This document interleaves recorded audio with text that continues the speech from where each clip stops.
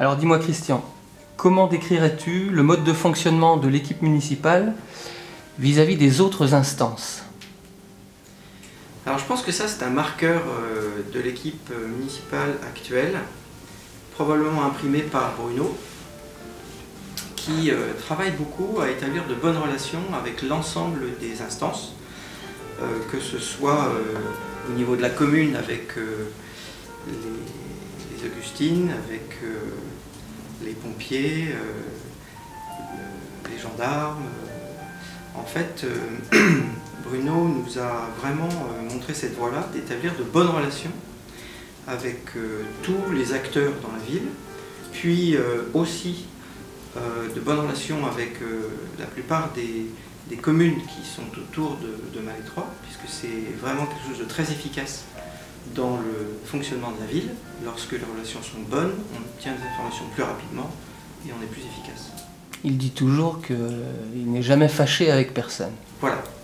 Et donc au début on pensait que c'était juste une phrase, et puis petit à petit on s'est aperçu que effectivement Bruno a travaillé au cours de ces 6 années avec son équipe à établir de bonnes relations avec l'ensemble des acteurs, et on le voit aujourd'hui, les relations sont très très bonnes et ça permet d'avoir une gestion de la ville, je dirais, beaucoup plus intéressante et beaucoup plus facile, et de faire face à des problèmes importants de manière plus efficace.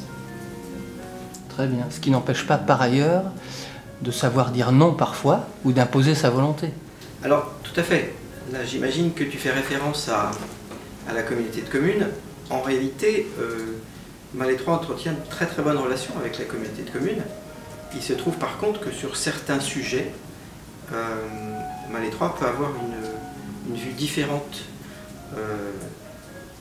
de l'exécutif de la communauté de communes, et notamment, pour faire très simple, l'équipe de Malétroit a passé son temps à essayer de désendetter cette ville qui était très endettée, qui l'est de moins en moins, et sans augmenter les impôts. Donc pour ce qui est de ce mode de fonctionnement-là, lorsqu'on ne l'a pas retrouvé au niveau de la communauté de communes, on a fait part de nos inquiétudes et du fait qu'il ne paraissait pas opportun de poursuivre les augmentations de charges qui allaient immanquablement découler et imposer en fait des augmentations de la fiscalité pour le futur.